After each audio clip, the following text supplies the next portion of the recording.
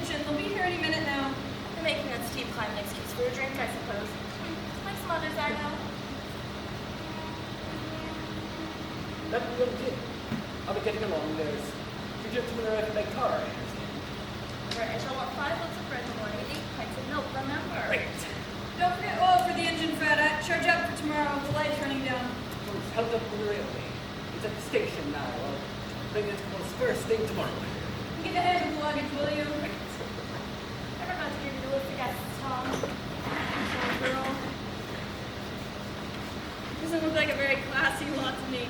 Mrs. Claythorne should probably be the secretary. Well, I don't hold too much with secretaries. They're always giving themselves airs and graces and looking down on the servants. Oh, stop your grousing and head back to that lovely, up-to-date, expensive kitchen of yours. There's too many newfangled gadgets for my fancy.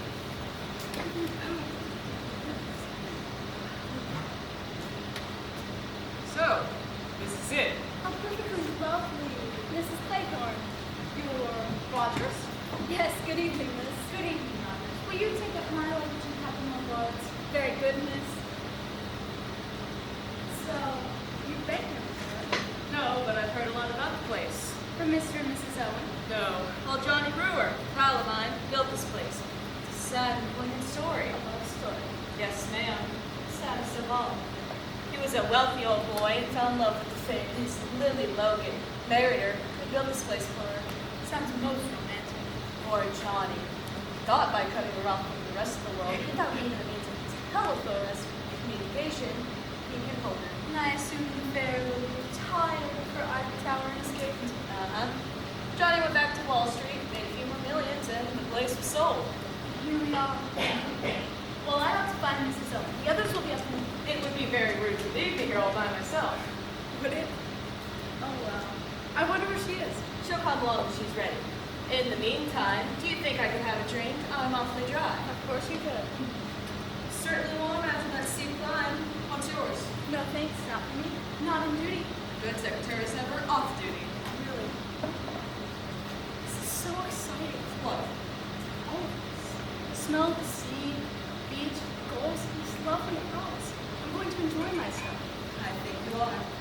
I think we both are. Here's to you. You're very lovely. Where is Mrs. Owen? Mr. and Mrs. Owens won't be arriving from London until tomorrow, miss. Tomorrow? But I have a list of all the guests to be arriving if you'd like to have it. The second boatload should be here in just a moment. Thank you. I say, you will be sweet and healthy. I will put from your side. Thank you. It seems rather silly to have only brought us on the first boat and all the rest on the second. That, I'm afraid, was design, not accident. Design? What do you mean? I suggested to the boatman that he need to wait for any more passengers. That 5 shilling soon started up the engine. Well, they're not a very exciting one, are they? I thought the young man was rather nice looking. Callow.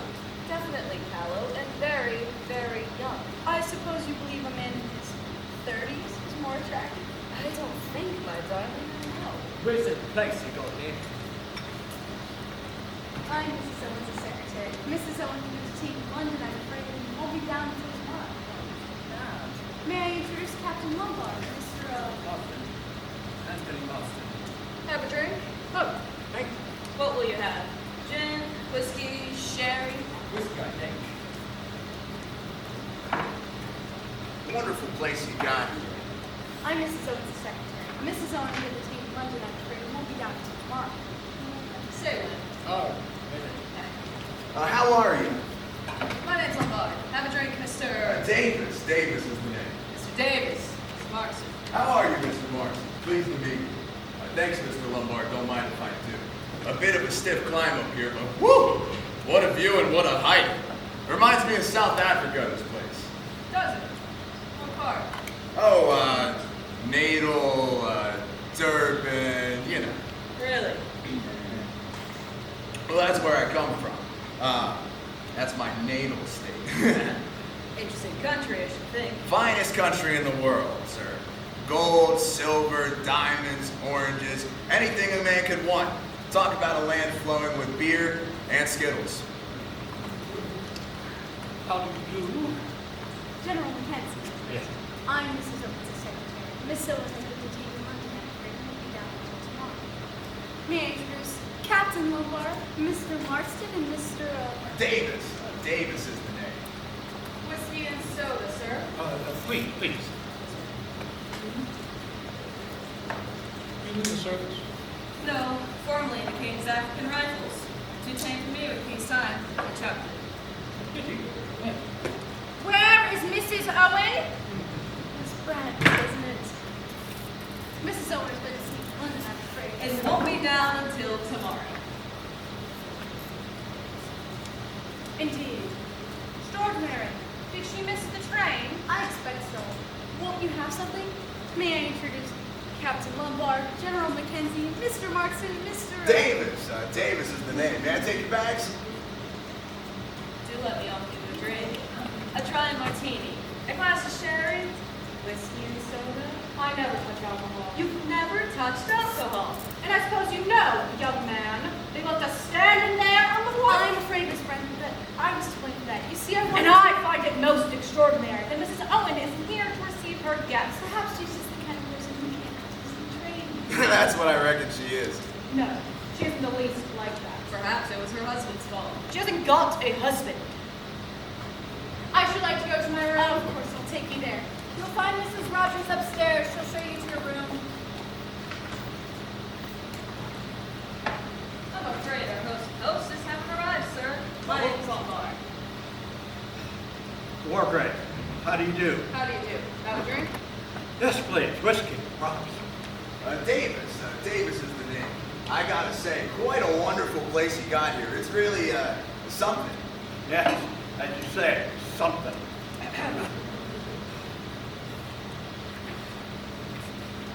Oh, your drink, sir.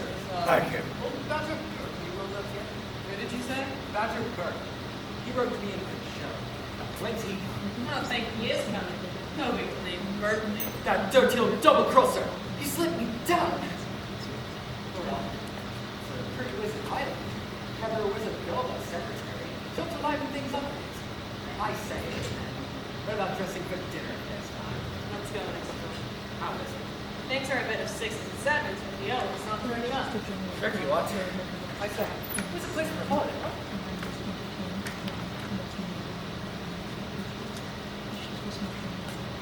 Aren't you going to sit down? Well, to tell you the truth, you're in my spot. Oh, I didn't know you were one of the family. Oh, no, nothing like that. To tell you the truth, I've never been here. But you see, I live in Bethany. Have for about 10 years or so. Wrong spot. It's just about. You can't get used to sitting anywhere else. Becomes a bit of a habit. Yes, something like that. To tell you the truth, I was surprised to get the invitation in the first place. I've had something like that in 4 years anyway. Thought it was nice of them. Standing on the judge. Please, sir. Is Lady Constance Comington expected here, can you tell me? Lady Constance Comington. I don't believe so, sir, unless she's to come down with Mr. and Mrs. Owens. Oh. Allow me, sir. That's all right. I'll unpack myself. May I show you to your room? If you would. Would you like to come as well, sir?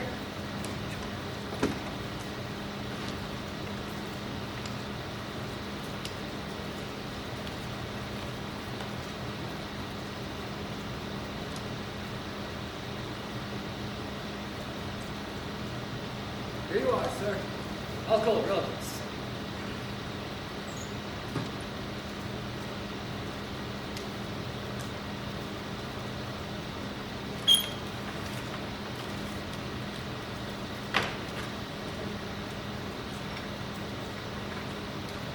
Oh, how are you? Davis is the name. Mine's Armstrong. Dr. Armstrong, I believe. Yes. No, I thought so. I never forgot a face. Don't tell me I forgot one of my patients. No, nothing like that. But I once saw you give expert witness evidence in court. Oh, are you interested in the law? Well, you see, I'm from South Africa, so naturally, legal processes in the country are bound to interest a colonial. Yes, of course. Have a drink? No, thank you. I never touch it. Oh, do you mind if I do? Mine's empty. Not a bit. Now, I've been having a look around this island. It's a wonderful place, isn't it? Wonderful.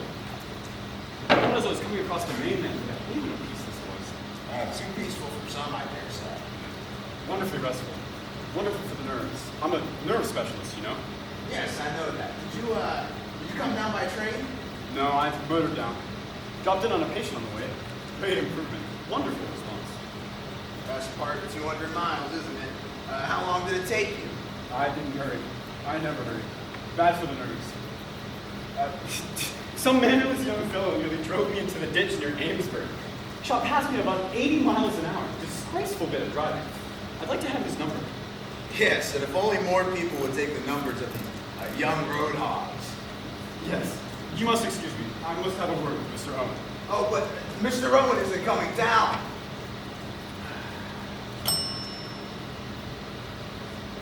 Drink, sir. Yes. Take my hat, would you?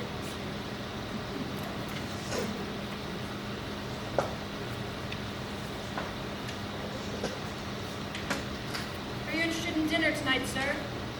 One second. I gotta write down what that guy just said. I don't believe his story whatsoever. Aw. Gotta find my page. I write so many notes. This thing is so suspicious. No rush, just cleaning. All right, I found it. Hey, what time is supper? Dinner's at 8 o'clock, sir. Roughly quarter of an hour now. I believe dressing tonight will be optional. Oh, thank you. Now say, you got a lovely place here. Yes, sir. Have you been here long? No, sir. Just under a week. Is that all? So I don't suppose you know much about the crowd that's here. No, sir. All old friends of the family. I really couldn't say, sir. Oh, Rogers. Rogers, do you think you could put some sandwiches and a bottle of beer by my room at night? I get a bit of an appetite with this sea air. I'll see what I can do, sir. Oh, Rogers, I see you won't lose by it. Well, where's my room?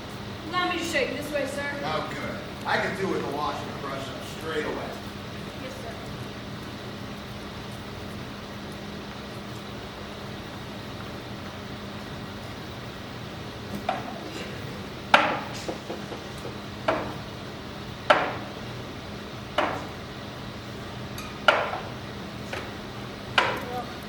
Oh, so there you are, Robert. You know how clear to these dirty glasses. You're always leaving the dirty work to me. And here I am with a poor person on my hands and no one to help me. You have to help me with the fishing rod. Who was it you're talking to, by the way? Davis, South African gentleman, no class, if you ask me. No money either. I don't like him. I don't like any of them much. More like the ones who have a board mindset. Davis gives out he's a millionaire or something. You should see his underwear. Cheap as they make them. Well, it's not treating us right. Not right at all. All these visitors arriving today, and not helping until the morning. What do they think we are? Now then, the money's good. So it ought to be. You're going to catch me going into service again, unless the money was good. Well, it is good. So what are you going on about? Well, I can tell you this, Rogers. I'm not going to stay in any place I'm put upon. Cooking's my business. I'm a good cook. First rate, old girl. Well, the kitchen's my place, and housework's none of my business. I'll be suggested. I'm a good mind to put my hat and coat on and go straight back to Plymouth. You can't do that, old girl. Why not? Who says I can't? Because you're on an island. You forgotten that? Yes, and I don't know if I fancy being on an island. Don't know that I do either. No, sliding down to the pub. We're going to the pictures. Now then, the wages are double on account of difficulties. There's plenty of beer in the house. That's all you ever think about is beer. Now, stop your nagging. Back to the kitchen or dinner will be spoiled. It'll be spoiled anyway, I expect. Everyone's gonna be late. Waste it on them anyway, I say. Thank goodness I didn't make a souffle. Dinner will be a minute. It's just a question of the dishing up. Will you be alright, Rogers? Can you manage? Yes, Mrs. talks a lot, but she gets it done.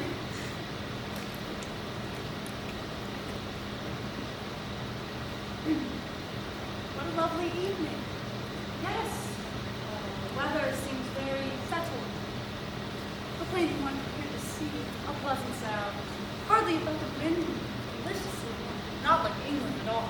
I should have thought you'd be rather uncomfortable in that dress. Oh, no. It's rather tight, isn't it? Well, I don't think so. Forgive me, then. You're a young lady and you've got your living to earn.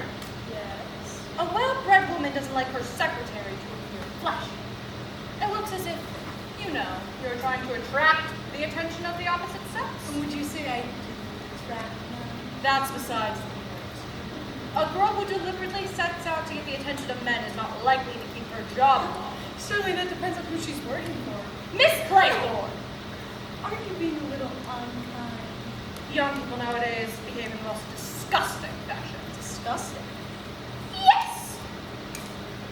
Low-backed evening dresses, lying half-naked on beaches, all this so-called sunbathing. An excuse for modest conduct, nothing more. Familiarity with Christian dames drinking cocktails. And look at the young men nowadays, decadent. Look at the young Marston, what good is he? And that Captain Lombard? What do you object to in Captain Lombard? I'd say he was a man who had a very varied and interesting life. The man's an adventurer. This younger generation is no good. No good at all. You don't like you, I see. What do you mean? I'm just remarking that you don't like young people. And is there any reason why I should, Fred? Oh no. It just seems to me that you must miss an awful lot. You're very impertinent. Just what I think. The world never improved until we step out in modesty. Why is Brent wrong? What did you say? Nothing. What about the old boy? He looks rather like a tortoise, don't you think so? All judges look like tortoises. They have that venomous way of darting their heads in and out. Mr. Justice Wargrave is no exception. I hadn't realized he was a judge. Oh, yes. He's probably been responsible for more deaths of innocent people than anyone else in England. Hello, you. Do you two know each other? Miss Claythorne, Dr. Armstrong. Armstrong and I have just decided that the old Lord Yes, looks... I'm moving. And so, Oh, Sir Lawrence! Miss Brent, isn't it? I have something I'd like to discuss with you. Would you follow me out here? Oh, what a remarkably fine night.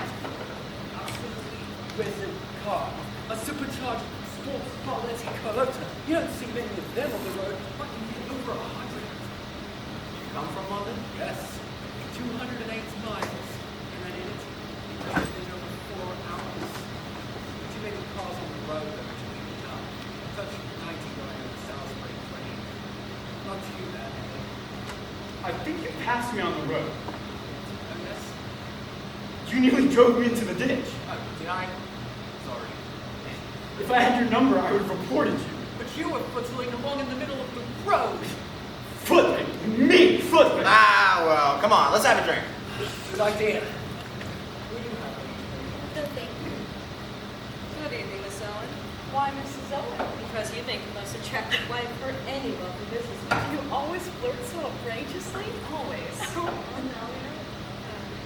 Tell me, what's old Emily Brent talking to the judge about? Did you try to buttonhole seem so definite that there wasn't a Mr. Owen. You don't think that Mrs. Owen, I mean that they are, I mean that she isn't... What? Married, you mean? That's a shame we never know each other. I could have given you a lift down. Yes, that would have been grand. I'd like to show you what I can do across the Salisbury Plain. I'll tell you what. Maybe we can drive back together. Well, But it seems kind of silly. I've got an empty car. Yes, but she likes the way she's going back, and I think she'd... Oh, look! Aren't they cute? The 10 little soldiers. And there's the old nursery rhyme. What are you talking about? What soldiers? What rhyme? 10 little soldier boys going here to dine. One choked his little self, and then there were 9. 9 little soldier boys sat up very late. One overslept himself, and then there were 8. 8 little soldier boys traveling in debt. One got left behind, and then there were 7. Ladies and gentlemen, silence, please. You are charged with these indictments. That you did respectfully, and at diverse times, commit the following. Edward Armstrong, that you did cause the death of Louisa Mary Cleese. William Henry Blore, that you brought about the death of James Stephen Landor. Emily Caroline Brent, that you were responsible for the death of Beatrice Taylor. Vera Elizabeth Claythorne, that you killed Peter Ogley Hamilton. Phillip Lombard, that you were guilty of the deaths of 21 men, members of an East African tribe. John Gordon Mackenzie, that you sent your wife's lover, Arthur Richmond, to his death. Anthony James Marston, that you were guilty of the murder of John and Lucy Coates. Thomas Rogers and Ethel Rogers, that you brought about the death of Jennifer Brady. Lawrence John Wargrave, that you were guilty of the murder of Edward Seaton. Prisoners at the bar, have you anything to say in your defense?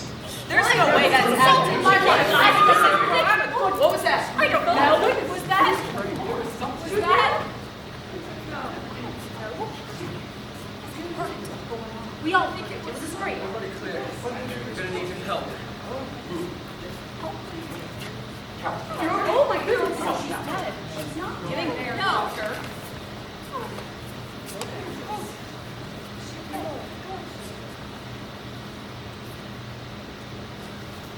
It's nothing much. She's faded is all. She'll be round in a minute. Get some brandy. Rogers, get some brandy. Brandy? What was that all about? What kind of practical joke was that? That voice sounded like... Where the devil did that voice even come from? Here we are. You are charged with these indictments. Disgraceful and heartless practical joke. So you think it's a joke, do you? What else could it be? At the moment, I'm not prepared to offer an opinion. You're the devil to the tondo. And such a going. We must inquire into that. Oh, dear me. Oh, dear me. Oh, Mommy, Ethel, it's all right. Right, do you hear? Pull yourself together.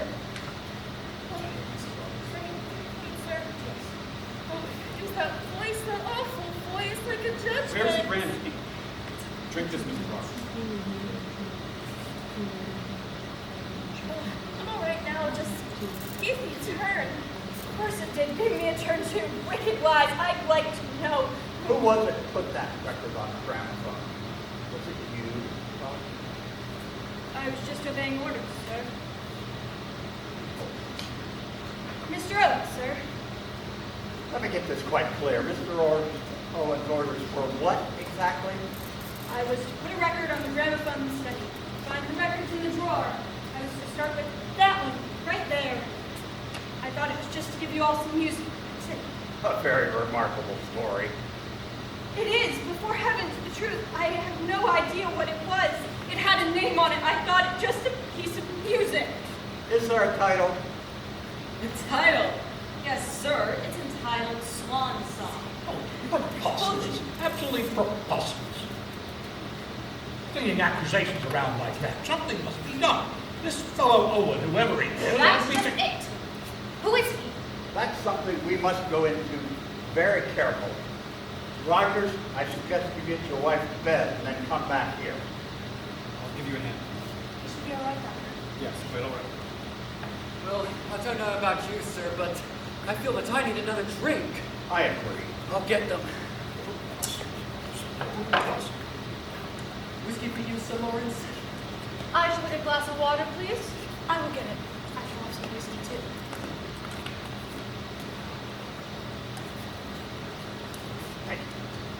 She'll be all right. I've given her a sedative.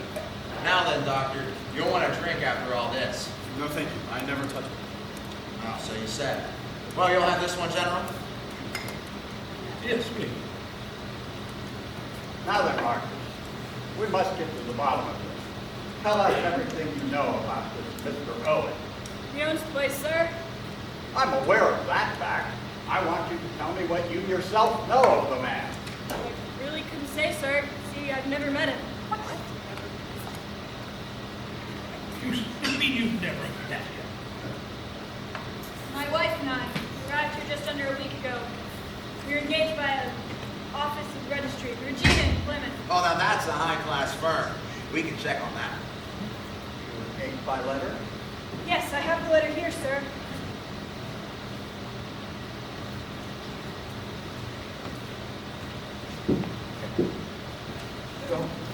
Go on with your story. We arrived here on the 4th, like the letter said. Everything was in shape, food and stock. Everything very nice. Just need some dusting and such. What next? We got orders to prepare for a party for 8. And then I got notice through the morning post that Mr. and Mrs. Owens might be detained. And if so, to do the best we could, I had a letter containing orders about putting on the gramophone record and dinner. I have this. Roger.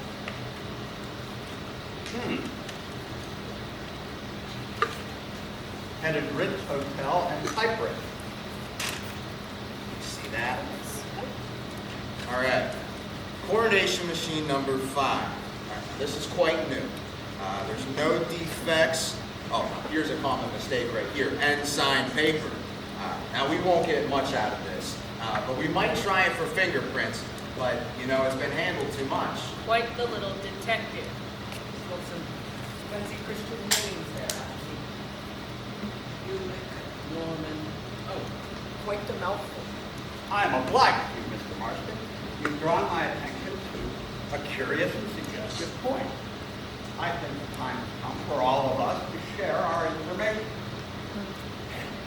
It would be well if everybody could tell us everything they know about our unknown host. We are all his guests. I think it would be profitable if each one would come forward and explain exactly how that came about. It's all rather peculiar. I received a letter with a signature that was very hard to read. It was purported to be from someone I met at a certain summer house 2 or 3 years ago. I take the name to be Ogden. I'm quite certain I've never met or become familiar with anyone under the name Owen. Have you got the letter, Miss Brent? Yes, I will fetch it for you. Miss Claythorne? I've never actually met Mrs. Owen.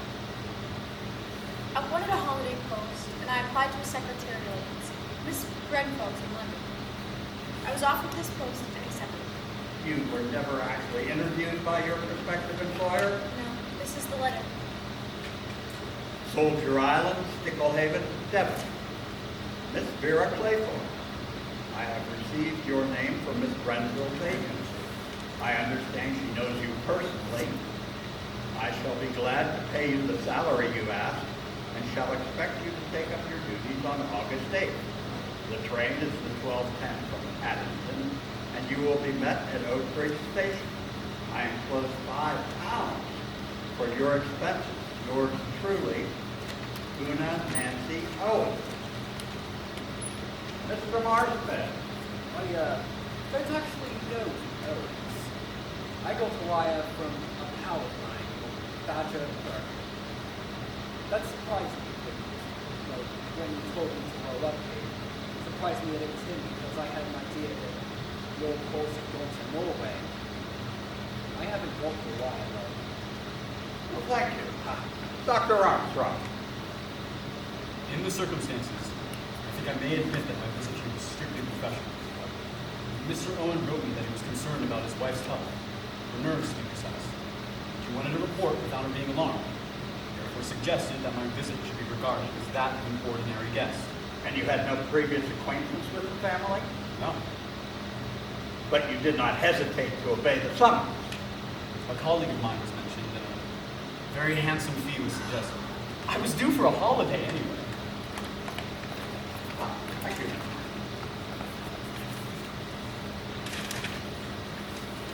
Dear Miss Brent, I do hope you remember me. We were together at Bellhaven Guest House in August some years ago, and we seem to have so much in common. I am starting a guest house of my own on an island off the coast of Devon. I think there is really an opening for a place where there is good plain English cooking and a nice old-fashioned type of person. None of this nudity and ramifums half the night. I shall be very glad if you could see your way to spending your summer holiday on Soldier Island. As my guest, of course. I suggest August 8th, the 12:40 from Paddington to Oak Ridge. Sincerely, you and, yes, I like the nudity touch.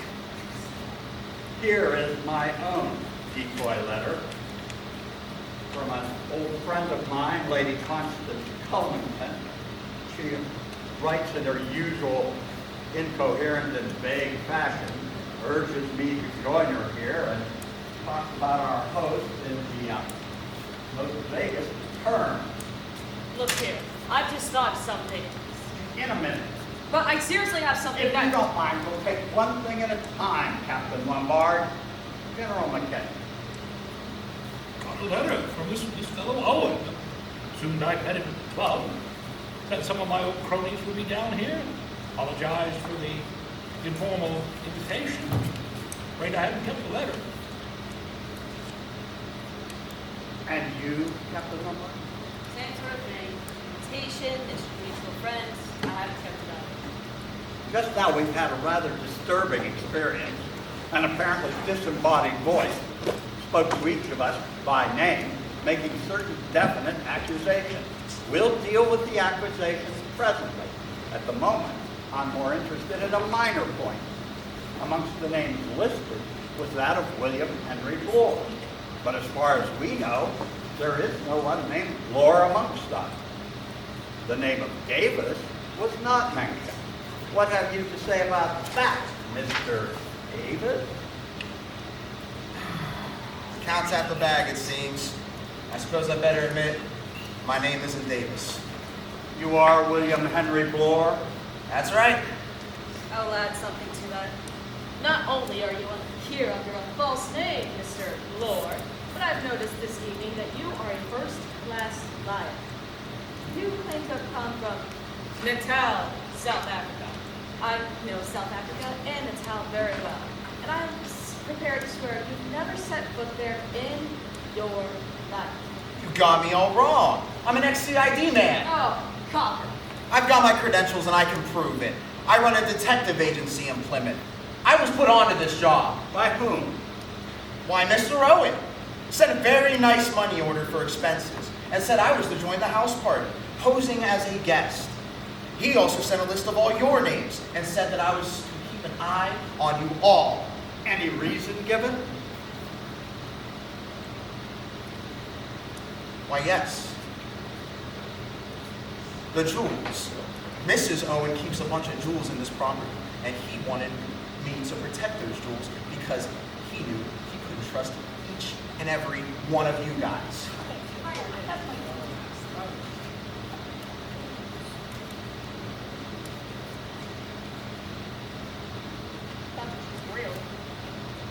Yes, it doesn't seem real. And the name seems suspicious to me. I mean, Ulick Norman Owen, Una Nancy Owen, that is to say, each time, UN Owen, or, by a slight stretch of fancy, unknown. That's fantastic. Matt! Oh, yes. I have no doubt in my own mind that we have been invited here by a madman, probably a dangerous, homicidal lunatic. Oh my God! Whoever it is who has incited us to come here, that person has taken the trouble to learn a great deal about us, a very great deal. And from that knowledge concerning us, has made certain definite accusations. Oh, very well made. I said nothing wrong here, and I would like you to. All right, I wish to say this. Our unknown friend accuses me of the murder of one Edward Seaton. I remember Seaton perfectly well. He came before me for trial in June of 1930. He was charged with the murder of an elderly woman. He was very ably defended and made a good impression on the jury from the witness box. However, from the evidence, he was clearly guilty. I summed up accordingly, and the jury brought in a verdict of guilty. In passing the sentence of death upon him, I fully concurred with that verdict. I wish to say before you all, my conscience is perfectly clear. I did my duty and nothing more. I passed sentence on a rightly convicted murderer. Did you know Seaton? I mean, personally. I had no knowledge of Seaton previous to the trial. The old boy's lying. I'll swear he's lying. Oh, fellow's a madman. Absolute madman. Got a bee in his bonnet. The wrong end of the stick. Better left unanswered these kinds of accusations. But, I should say, no truth whatsoever about young Richmond. Arthur Richmond. He was one of my officers. Sent him on reconnaissance in 1917. He was killed. I should like to say, greatly resent the slur against my wife, who's been dead a long time. Wonderful woman, absolute. Caesar's wife. I've just been thinking. Shawn is unmercy codes. There must have been a couple of kids I ran over in the change, beastly cockmark. For them or for you? Well, I was thinking of the Eagles. Charles down to my life and of course, it was just a pure accident. They rushed out of some car. And I had my license suspended for over a year. Beastly nuisance. This speeding's all wrong. All wrong. Young men like you are a danger to the community. Well, they couldn't help it. An accident. Might I say a word, sir? Go ahead, Rogers. There was a mention of me and Mrs. Rogers and Mrs. Jennifer Brady. We'd like to say there isn't a word of truth to it.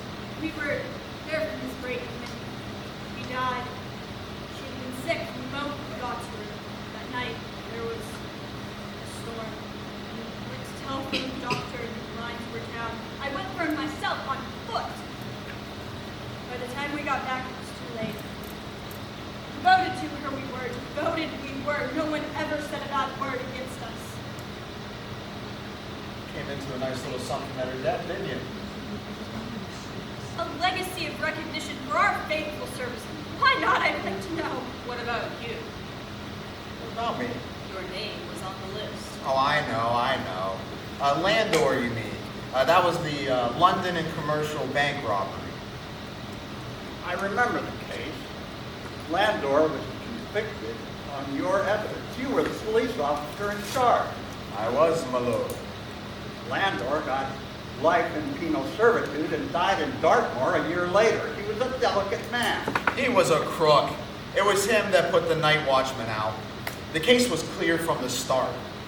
You were, I think, complimented on your handling of the case. I got my promotion. I was only doing my duty. Convenient word, duty. What about you, doctor?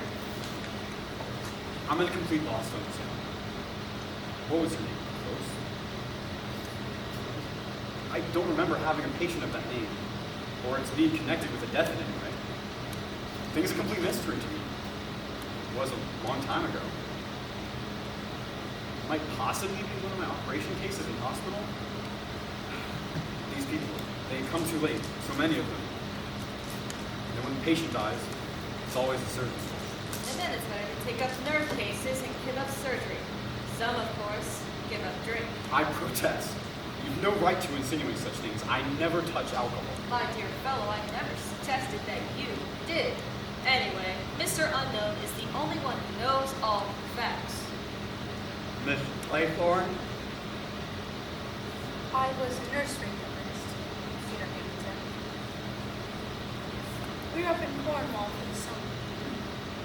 He was forbidden to swim out very far, and one day when my attention was distracted, he started off. But it was too late. I couldn't get there in time to save him. Was there an inquest? Yes, I was exonerated by the court. His mother didn't like me. Miss Brent? I have nothing to say. Nothing. Nothing! You reserve your defense? There is no need for defense. I have always acted within the dictates of my conscience. What a law-abiding lot we seem to be. Myself accepted. We're waiting your story, Captain Lombard. I haven't got the story. What do you mean? I mean, Michelle, it's perfectly true. I left those natives alone in that bush. Matter of self-preservation. You abandon your men. Not quite yet. Pact of a common gentleman, I'm afraid. But self-preservation is a man's first duty. Besides, natives don't mind dying, you know. They don't feel it as Europeans do. Our inquiry rests there. Now then, Roger. Who is there on this island besides ourselves and you and your wife? Nobody, sir. Nobody at all. You're sure of that? Quite sure. Thank you. Don't go, Rogers. I am not quite clear as to the purpose of our unknown host inciting us here. But in my estimation, he is not sane in the accepted sense of the word. He may be dangerous. I think it would be well if we left here as soon as possible. I should suggest we leave the island tonight. Yes. Rogers, give her me. There's no boat on the island. No boat at all. Excuse me. Kidding? Well, why don't you telephone the mainland? There's no telephone. Got an air cot. He brings the bread, milk, the post, the orders every morning. A bit unsporting, Armstrong. Built a veritable mystery book. All things like a detective story. Positively thrilling. At my time of life, I have no desire for thrills. Look at that, Sarah. I'm off for crime. Here's Jim.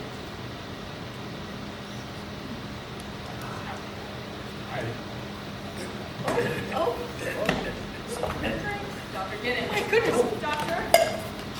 Vera. It's not really come. My God, he's dead. Dead? What? You mean the fellow just choked and died? You can call it choking if you'd like. Died of asphyxiation right now. Never knew a man could die that way. You're choking. In the middle of life, we are deaf. Man doesn't die of mere choking, good gentlemen. Marston's death isn't what we call a natural death. Is there something you whisper? Yes, by the smell of its cyanide. Probably potassium cyanide. Acts pretty well instantaneously. He must have stuffed the drink himself. Suicide, huh? Well, that's a rum go. You wouldn't think he'd commit suicide. He was so alive. He was enjoying himself. Look. One of the soldiers from the mantelpiece. Broken.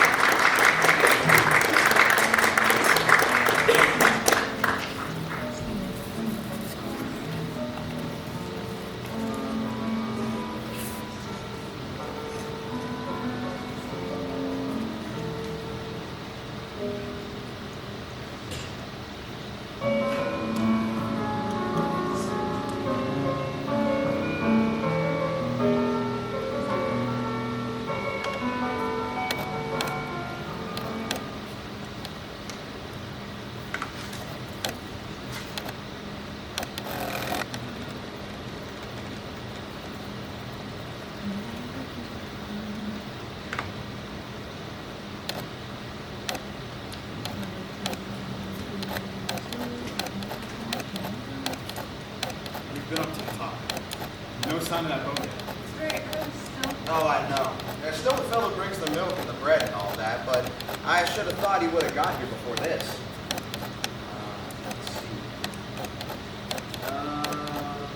No sign of breakfast yet. Where's that fellow Rogers? Don't worry about it. How's the weather looking? Well, the wind freshened up a little bit. It's rather a mackerel sky.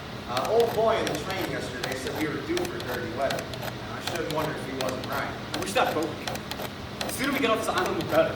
It's absurd not to keep a boat on the island. No proper harbor. If the wind comes to blow from the southeast, the boat could get dashed to pieces against the rocks.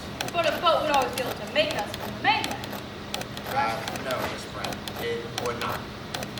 So you're saying we're supposed to be cut off from land? Exactly. Condensed milk, Ribena, and tin stuff until the gale has blown itself out.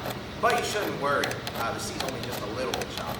I think the pleasantries of living on an island are rather overrated. I wonder if that boat's coming. Annoying the way the house is built slap up against the cliff.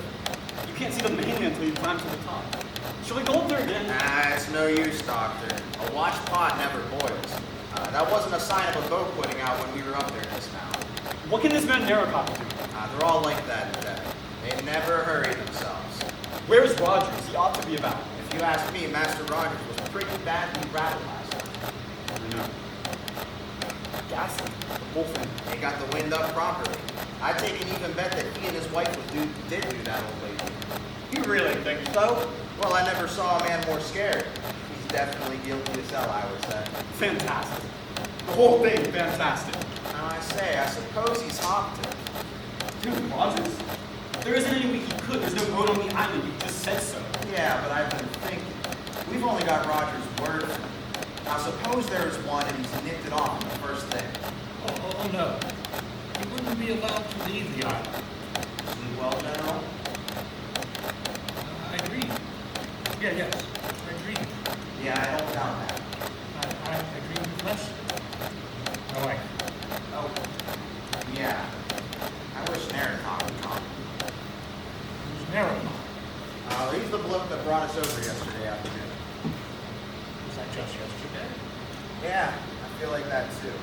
Batty gramophone records, suicides. It's all about a man could stand. I would not be sorry to see the back of Soldier Island, I give you my word. So you don't understand. How strange. What's that, General?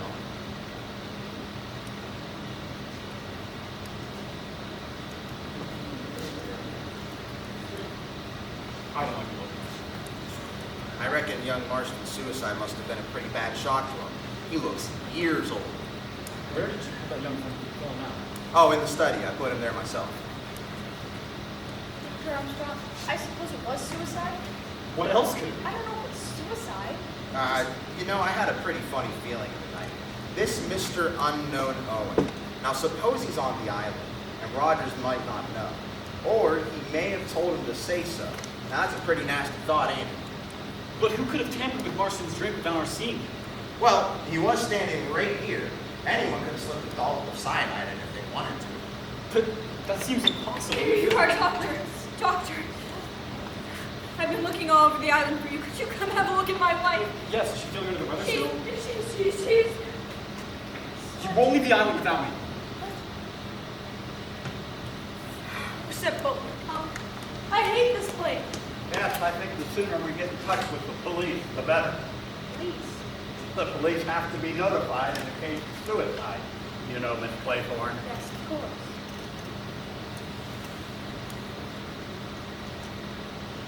What's going on in here? There's no sign of any breakfast. Feeling hungry, Jenny?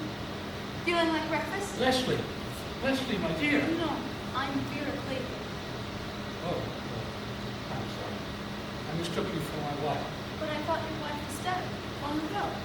Yes, so did I. I was wrong. She's here. On this island. Good morning. Good morning, Captain Lombard. Good morning. Seem to have overslept myself. Boat here yet? No. Bit late, isn't it? Yeah. Good morning. You and I could have had a swim before before breakfast. Too bad all this. Too bad you overslept yourself. Yeah, you must have good nerves to sleep like that. Nothing makes me lose my sleep. Yeah, you didn't dream of African natives by any chance, did you? No. Did you dream of convicts on Dartmoor? Look here, I don't think that's very funny, Captain Lombard. Well, you started it, you know. I'm hungry. What about breakfast? The whole domestic staff seems to have gone on strike. Oh well, we can always forage for ourselves. Hello. That's strange. What? Remember we found these little guys smashed last night? Yes, that ought to be done. That ought to be nine. I'm sure there were 10 of them when we arrived. Well, There were only 8. so there are. I think it's strange, don't you? Probably only 9 to begin with. We assumed there were 10 because of the rhyme. Hello, Armstrong. What's the matter? Mrs. Rogers is dead. What? She died in her sleep. Rogers thought she was still under the sleeping draught I gave her, and came down without disturbing her. He lit the kitchen fire, did this room, and when she hadn't appeared, he went up, concerned by the look of her, and went hunting for me. She's been dead about 5 hours, I should say. What was it? The heart? It's impossible to say. She did have a pretty bad shock last night. She might have been poisoned, I suppose, Doctor? It is perfectly possible. With the same stuff that got you on Marston? No, not cyanide. It had to be a narcotic or a hypnotic. One of the barbiturates, or chloral, something like that. You gave her some sleeping powders last night, didn't you? I gave her a mild dose of luminol, yeah. You didn't give her too much now, did you? Certainly not. What do you mean? All right, no offense. I just thought that perhaps if she had a weak heart. The amount I gave her could not have hurt anyone. Then what exactly did happen? It's impossible to say without an autopsy. If, for instance, this death had occurred in one of your private patients, what would have been your procedure? Without more exact knowledge of the woman's state of health, I certainly could not give a certificate. She's very nervous with the freezer. She had a really bad fright last night. Perhaps it was heart failure. Her heart certainly failed to beat. But what caused it to fail? Conscience? What exactly do you mean by that, Miss Brent? You all heard. She was accused, along with her husband, of having deliberately murdered her former employer, an old lady. You believe that's true, Miss Brent? Certainly. You all saw her. She freaked out and fainted. It seems that having the shock of having her own wickedness thrust upon her was too much. She literally died of fear.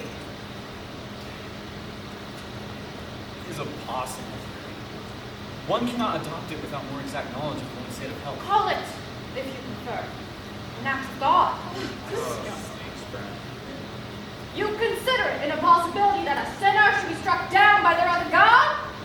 I do not. My dear lady, in my experience of ill-doing, Providence leaves the work of chastisement and conviction to us mortals. And that process is often fraught with difficulty. There are no shortcuts. Okay, let's be practical. What did the woman have to eat and drink last night after she went to bed? Nothing. Nothing at all. Not even a cup of tea or a glass of water. I'll bet you she had a cup of tea. That sort always does. Rogers assures me she says nothing whatsoever. You might say so. So that's your idea? Well, why not? You heard that accusation last night, and what if it's true? Miss Brent thinks it is, for one. Rogers and his missus did that old lady in, and they're feeling quite safe and happy about it. Happy. Well, they know there's no immediate danger to them. Then last night some lunatic goes and spills the beans. What happens? It's the woman that cracks. Goes to pieces. Did you see him hanging around her when she was coming to? Not all husbandly solicitude. Not on your sweet life. He was like a cat on hot bricks. And that's the position. They've done a murder and they got away with it.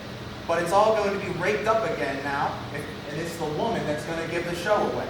She hadn't got her husband, that's what she is. And him, well, he's all right. He'll go online until the cows come home, and he'll come by until the cows come home, but he can't be sure. So what does he do? He drops a nice little dollop of something into a nice cup of tea, and when she's had it, he washes up the cup and saucer and tells the doctor she ain't had nothing. A man wouldn't do that. Not to his wife. You know, you'd be surprised Miss Claythorne what some husbands would do. Excuse me, miss. I'm getting on breakfast. I've never been much of a lunch that's where you eat with whole tongue and gelatin spice. I could manage some fried potatoes and tinned fruit. Yes, I would Lunch? Lunch? We're not going to be here for lunch. And when the hell is that boat coming? Mr. Blore! What? Oh, pardon me, sir. The boat be coming. What? Red haircut's always been here for it. And it's not Rogers. His wife's lying dead upstairs, and he's cooking breakfast and calmly talking about lunch. Now he says the boat is not going to be coming. What the hell does he know? Mr. Blore! What? Don't you see? He's dazed. He's carrying on like a good servant would. It's pathetic, really. He's pulling a fast one, if you ask me. I think the significant thing is the failure of the boat to arrive. It means we are being deliberately cut off from help. Very little time. What's that, Little General? time. Very little time. You're wasting it. Talking about things that don't matter. Why do you think Daracot hasn't turned up? I think the ubiquitous Mr. Owen has given orders. You mean, told him it's a practical joke or something of that kind? He'd never fall for that, now would he? Why not? Soldier Island's got a reputation for people throwing crazy parties. This is just one more crazy idea. That's all. Daracot knows there's plenty of food and drink on the island. Probably thinks it's all a huge joke. Can't we do something? Like light a bonfire on the top of the mountain so that someone can see us? That's probably been provided against during the royal signals. Working off all right. Isn't there something we can do? Oh, yes, there's something we can do. We can find the funny gentleman who staged this little joke, Mr. Unknown Owen. I'll bet you anything you like he's somewhere on this island. The sooner we get a hold of him, the better. Because in my opinion, he's as mad as a hatter and as dangerous as a rattlesnake. Hardly a good simile, Captain Lombard. The rattlesnake at least gives warning of its approach. Warning.